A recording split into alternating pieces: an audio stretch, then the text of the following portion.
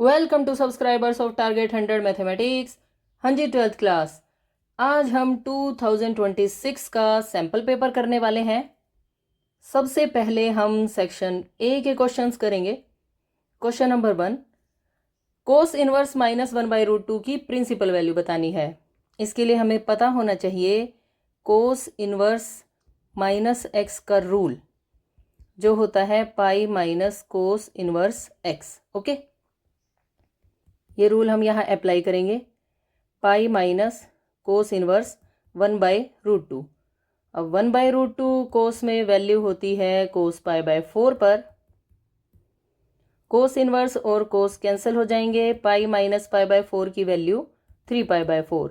Okay, so answer will be 3π/4।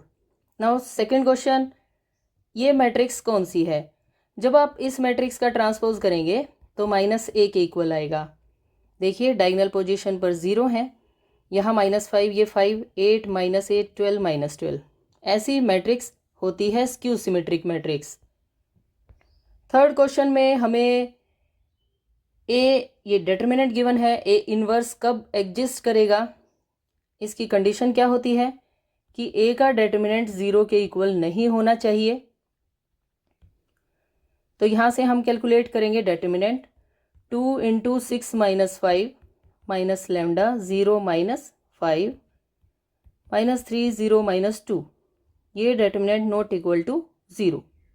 Okay, now 2 + 5 lambda + 6 not equal to 0। 8 + 5 lambda not equal to 0। यहाँ से lambda not equal to -8/5 आ जाएगा। लेकिन यहाँ पर ABC, ये D, नन ऑफ दीज होगा इसका आंसर। नाउ नेक्स्ट क्वेश्चन, दो वैल्यूज हैं ए की जिनकी वजह से ये डिटर्मिनेंट 86 है। हमें उन नंबर्स का सम बताना है। ध्यान से, क्वेश्चन नंबर 4, इस डिटर्मिनेंट को हम कैलकुलेट करेंगे। 1 2a² + 4 + 2 4a + 5 × 8 = 86। सिंप्लीफाई करेंगे तो ये बन जाएगा 2a² + 8a + 44 - 86 = 0। 2a² + 8a - 42 = 0। यहाँ से हम 2 को कॉमन लिखेंगे। + 4a - 21 = 0। इसके फैक्टर्स 7 और 3, यानी a + 7 और a - 3 = 0। यहाँ से a की दो वैल्यूज़ आ जाएंगी हमारे पास, -7 और 3। हमें इनका क्या बताना है? सम। -7 + 3 की value -4। So C is correct answer. Question number 5 में dy/dx हमें फाइंड करना है। y की वैल्यू गिवन है। यहाँ पर हमें change of base formula use करना पड़ेगा। रूल होता है लोगरिथम b ऐसे a = लोगरिथम a/लोगरिथम b। ओके, हमें इसे नेचुरल लोगरिथम में चेंज करना है। कैसे चेंज करेंगे? ये जो यहाँ लिखा होता है बेस में, इसे आप डिनोमिनेटर में लिखें तो ये क्या बन जाएगा? लोगरिथम 7। और जो न्यूमरेटर में लिखा हुआ है वो एज इट इज़। तो कुल मिलाकर हमारे पास अब ये y है, और इस y का dy/dx आप कैसे कैलकुलेट करेंगे? dy/dx = लोगरिथम 7 एक कांस्टेंट है, और लोगरिथम के साथ ये कंप्लीट x की तरह ट्रीट होगा। log x का डेरिवेटिव क्या होता है? 1/x, यानी 1/लोगरिथम x। अब हम इसे हटा देते हैं और लोगरिथम x का derivative 1/x। Okay, which is required answer.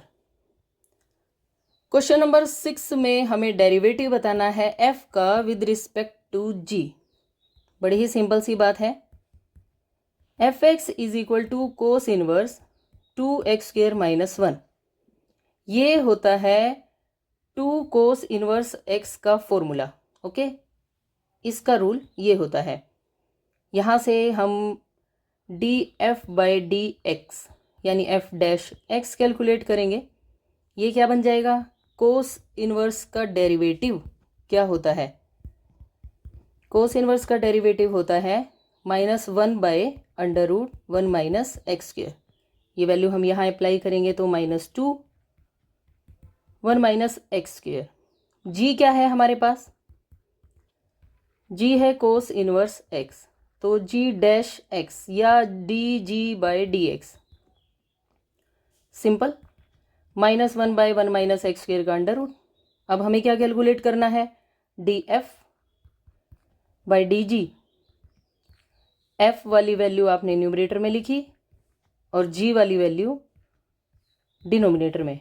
ये दोनों टर्म्स कैंसिल, माइनस से minus cut, so answer will B 2। Okay, अगर आपको ये याद ना रहे कि इसका फॉर्मूला ये वाला होता है तो आप क्या करें, यहाँ पर x के प्लेस पर आप कोस थीटा पुट करेंगे तो भी ये फंक्शन 2 कोस इनवर्स x बन जाएगा। और अगर फिर भी ये भी याद ना रहे तब आप क्या करें, आप डायरेक्ट इस एफ एक्स से D F by D x calculate करें। ओके, और उसके बाद जी एक्स से D G by D x calculate करें और डिवाइड कर देंगे तो आंसर यही आएगा।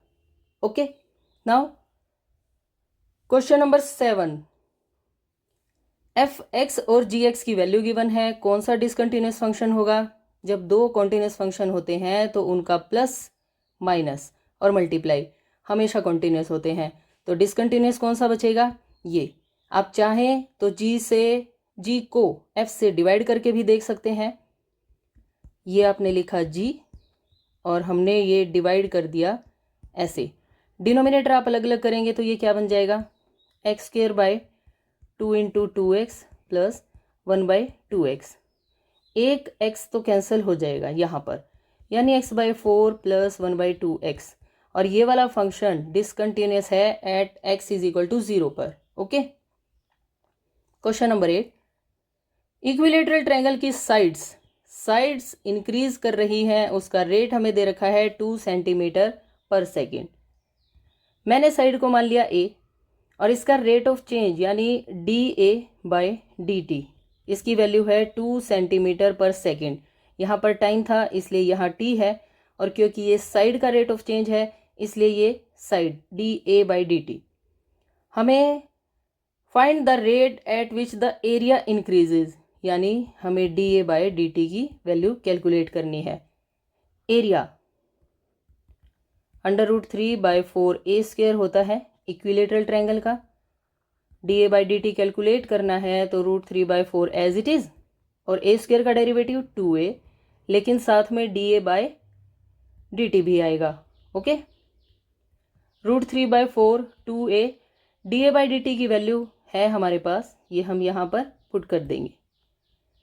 2 2 ज़ा 4, 2 से 2 भी कैंसिल हो गया, यानी rate of change of area हमारे पास आ गया है √3a। लास्ट में a के प्लेस पर आपको 10 पुट करना है at a is equal to 10 centimetre. dA/dt की वैल्यू क्या हो जाएगी, 10√3। क्योंकि ये एरिया का रेट ऑफ चेंज है तो आप क्या लगाएंगे, स्क्वायर सेंटीमीटर, डिवाइड में t है तो बाय में s, which is required answer. Okay, now question number 9, ये तो आपका फेवरेट क्वेश्चन है, इतनी बार एग्जाम में आ चुका है कि आपको इसका आंसर लर्न हो जाना चाहिए। इसका आंसर है बी। कैसे, न्यूमरेटर में है यहाँ पर 1, और 1 को हम क्या लिख सकते हैं, sine square x plus cos square x identity divided by sine square x into cos square x dx। Okay, जैसे ही डिनोमिनेटर अलग अलग करेंगे साइन स्क्वायर x कैंसिल हो जाएगा और इस साइड से कोस स्क्वायर x कैंसिल हो जाएगा। ओके, ऐसे। और 1/कोस स्क्वायर का इंटीग्रेशन 10 होता है। कैसे, 1/कोस स्क्वायर होता है सीकेंट स्क्वायर, और सीकेंट स्क्वायर का इंटीग्रेशन 10। 1/साइन स्क्वायर होता है कोसिकेंट स्क्वायर, और कोसिकेंट स्क्वायर का इंटीग्रेशन माइनस कोट x होता है, ओके, प्लस में c। इसी के साथ ये वाला question finish. Now question number 10, the curve for which the slope of tangent, slope of tangent क्या होता है, dy by D x, at any point is equal to ratio of abscissa मतलब x ऑर्डिनेट यानी y, इसकी ratio dy by D x की value हमारे पास x upon y है। हमें बताना है कि इनमें से कौन सा कर्व बनेगा। कैसे पता लगाएं, y dy x dx integrating both sides, y square by two x square by two plus में c, ओके। ये ना तो इलिप्स होता है, ना पैराबोला, ना सर्कल, ये होता है रेक्टेंगुलर हाइपरबोला, ओके। इसके लिए आप ऐसे लिख सकते हैं x square by two minus y square by two, c तो कांस्टेंट है, इसे आप सी डैश बना देंगे तो ये हो गया सी। ये रेक्टेंगुलर हाइपरबोला की इक्वेशन होती है, ओके। क्वेश्चन नंबर 11 में हमें ये इंटीग्रेशन बताना है। यहाँ पर साइन एक्स को अगर आप टी पुट कर देंगे तो cos x D x D T में चला जाएगा। अगर टी की वैल्यू 0 है, क्योंकि डेफिनेट इंटीग्रल का क्वेश्चन है, तो लिमिट की वैल्यू भी चेंज होगी। टी अगर 0 है, यहाँ 0 पुट किया तो एक्स की वैल्यू 0, और अगर टी की वैल्यू पाई बाय 4 है तो एक्स की वैल्यू साइन पाई बाय 4 यानी 1/√2, ओके। अब लिमिट चेंज हो जाएगी 0 से 1/√2, कोस एक्स और डी एक्स कहाँ चले गए, डी टी में। ई की पावर में आपको सिर्फ क्या लिखना है, टी, ई की t d t, e raise to power t का इंटीग्रेशन यही होता है 0 1/√2, पुट करेंगे ई की 1/√2 माइनस ई की 0। किसी भी नंबर की पावर अगर 0 होती है तो उसकी वैल्यू 1, ये आंसर। लेकिन ये यहाँ कहीं भी मैच नहीं हो रहा। आप किसी भी ऑप्शन को टिक कर सकते हैं, इस क्वेश्चन के आपको ग्रेस मार्क्स मिलेंगे। अगर यहाँ पर पाई बाय 4 के प्लेस पर पाई बाय 2 होता तब x की वैल्यू 1 हो जाती और 1 होने से ये आंसर आ जाता, ओके। नाउ क्वेश्चन नंबर 12, हमें इसकी डिग्री बतानी है। डिग्री के लिए हमने सबसे पहले हाईएस्ट ऑर्डर देखना है और उसकी पावर 1, तो इसका मतलब इसकी डिग्री है 1। Question number 13, number of vectors of unit length perpendicular to a and b. कोई भी वेक्टर जो ए और बी के परपेंडिकुलर होगा वो होगा ए क्रॉस बी टाइप का। इसको यूनिट वेक्टर बनाने के लिए हम ए क्रॉस बी के मैग्नीट्यूड से डिवाइड कर देंगे और साथ में प्लस माइनस, तो ऐसे कितने वेक्टर्स होते हैं, 2। रिफ्लेक्शन बतानी है इस पॉइंट की एक्स वाई प्लेन में, एक्स और वाई सेम रहेंगे, जेड चेंज होगा यानी alpha beta minus gamma, so D is correct answer. Question number 15, इस लाइन की वेक्टर इक्वेशन बतानी है। वेक्टर इक्वेशन क्या होती है, r is equal to a plus lambda b. A क्या होता है, पासिंग पॉइंट। इस कार्टेशियन इक्वेशन में पासिंग पॉइंट कहाँ है, यहाँ पर। हमें इनके साइन चेंज करने पड़ेंगे, 5i minus 4j plus 6k, ये तो हो गई ए की value, plus lambda p, b होता है यहाँ पर ये वाली डायरेक्शन रेशोज 372 यानी 3i plus 7j plus 2k, तो ये बन गई हमारे पास वेक्टर इक्वेशन। ये मैच कर रहा है यहाँ तक, ये 4 नहीं है, हमारे पास 2 है, यहाँ पर 2 होना चाहिए, बाकी तो किसी में आंसर मैच नहीं हो रहा, so A is correct answer, okay. Now question number 16, 3 persons हैं A B C, fire at a target in turn starting with A ने स्टार्ट किया है और उनके टारगेट हिट करने की प्रोबेबिलिटीज हमें गिवन है। 2 हिट्स की प्रोबेबिलिटी बतानी है। अब 2 हिट्स का क्या मतलब है, ए और बी ने टारगेट हिट किया, सी ने नहीं किया, या फिर क्या हो सकता है, ए और सी ने टारगेट हिट किया, बी ने टारगेट हिट नहीं किया, या फिर ए का टारगेट हिट नहीं होगा, बी और सी ने टारगेट को हिट किया होगा। इन तीनों का सम हमारी रिक्वायर्ड प्रोबेबिलिटी होगी। इसके लिए हमें ये सभी वैल्यूज़ कैलकुलेट करनी है। क्वेश्चन नंबर 16, पी ए की वैल्यू ये 4/10, इसका मतलब पी ऑफ ए बार की क्या वैल्यू होगी? 1 में से 4/10 को हम माइनस कर देंगे 6/10। ओके, पी ऑफ बी की वैल्यू 3/10, इसका मतलब पी ऑफ बी बार की वैल्यू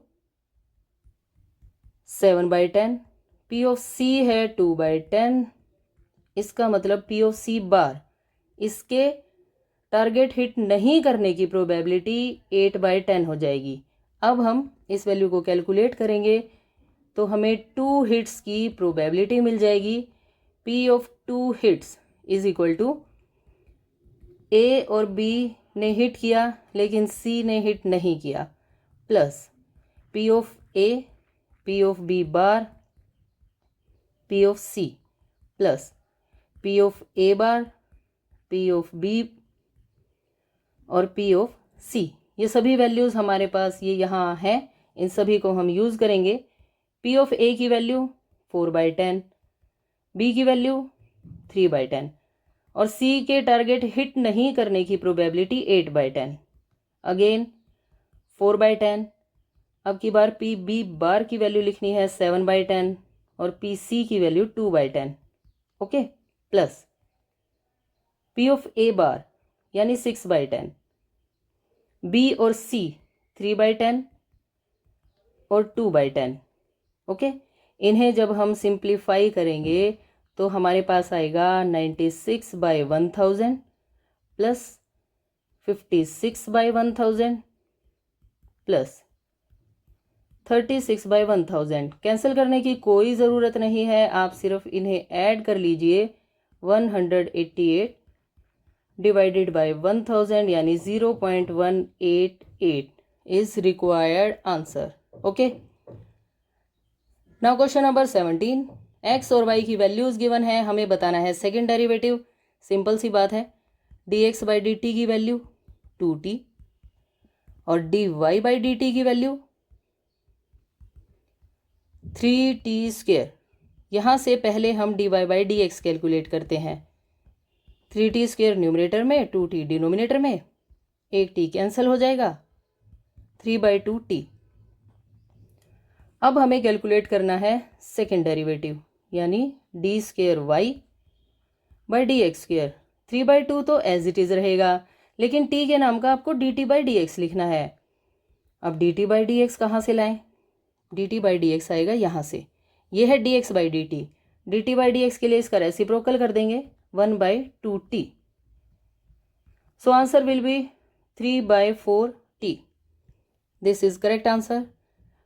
क्वेश्चन नंबर 18, x अगर रियल है तो हमें इसकी मिनिमम वैल्यू बतानी है। इसके लिए हम क्या करेंगे, 17 को लिख लेंगे 16 + 1 और ये बन गया x - 4 का होल स्क्वायर प्लस 1।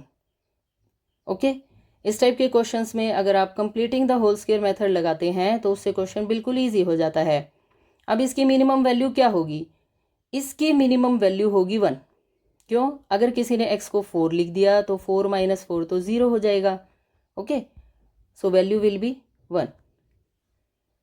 बाकी आप यहाँ पर कोई भी वैल्यू लिखें x की, इस स्क्वायर की वजह से वे सभी वैल्यूज पॉजिटिव हो जाएंगी और 1 से बड़ी आएंगी।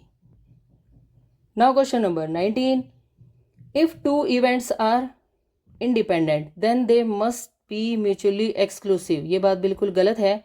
इंडिपेंडेंट इवेंट्स तो ये होती हैं P of A intersection B is equal to PA into PB, यानी असर्शन रॉन्ग और रीजन सही। A is false, R is true, so इसका आंसर क्या हो जाएगा? D। म्यूचुअली एक्सक्लूसिव इवेंट्स में क्या होता है, P of A intersection B की वैल्यू 0 होती है। ओके, यानी वहाँ पर P of A union B का क्या फॉर्मूला बन जाता है, सिर्फ PA + PB। लेकिन इंडिपेंडेंट इवेंट्स में A इंटरसेक्शन B की वैल्यू PA इंटू PB होती है। ये इवेंट्स एक दूसरे पर डिपेंड नहीं करती। एक इवेंट अगर हो रही है तो उसका दूसरी इवेंट पर कोई फर्क नहीं पड़ेगा। नाउ क्वेश्चन नंबर 20, A और B दो वेक्टर्स हैं, ये ऑर्थोगोनल होंगे लैम्डा की इस वैल्यू के लिए। 2 non zero vectors are orthogonal if A dot B is equal to 0। ये बात तो सही है। तो चलिए यहाँ पर हम ए डॉट बी कैलकुलेट कर लेते हैं। ए डॉट बी की वैल्यू क्या आएगी, 2 वन ज़ा 2, लैम्डा और 2 की multiply 2 lambda plus 3 is equal to क्या होना चाहिए 0। 5 plus 2 lambda is equal to 0। यहाँ से लैम्डा की वैल्यू आ गई -5/2। इन्होंने भी यही वैल्यू दी है, इसका मतलब असर्शन सही, रीज़न सही, और ये इसकी करेक्ट एक्सप्लेनेशन भी है। सो इसका आंसर क्या हो जाएगा ए। इसी के साथ सेक्शन ए के सभी क्वेश्चंस आपने कर लिए हैं। Thanks for watching, bye bye, take care.